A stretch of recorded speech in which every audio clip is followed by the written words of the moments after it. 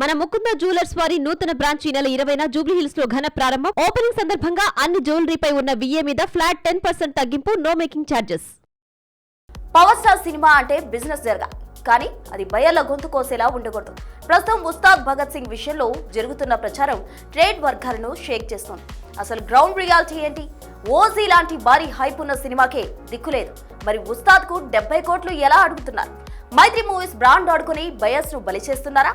అసలు లెక్కలేంటో ఇప్పుడు చూద్దాం.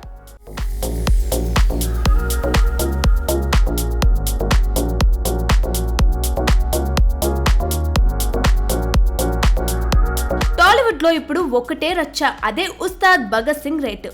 ఆంధ్ర ఏరియా ఒక్కటే 70 కోట్లు చెప్తున్నారట.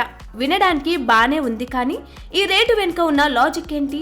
పవన్ కళ్యాణ్ మేనియా మీద నమ్మకమా, లేక బయ్యర్ల అమాయకత్వమా?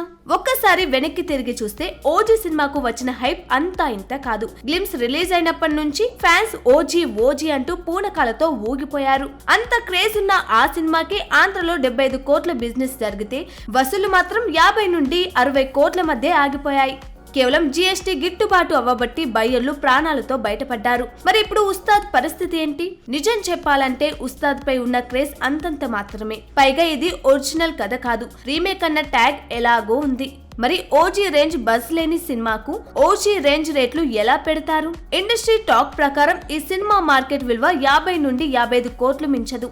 కానీ నిర్మాతలు మాత్రం పట్టు విడవకపోవడమే ఆశ్చర్యం. రిలీజ్ తర్వాత సినిమా క్లిక్ అయితే అది అదృష్టం, కానీ రిలీజ్ కి ముందే బయ్యర్లు నెత్తిన ఈ 70 కోట్ల బండ పెట్టడం ఎంతవరకు న్యాయమో మేకర్స్ కే తెలియాలి.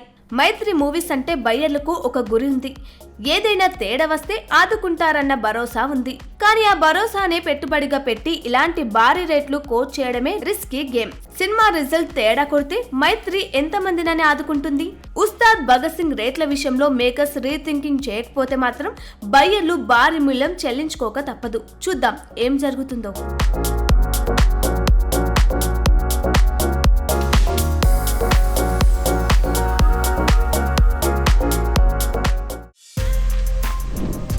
For more videos like this, subscribe Big TV channel.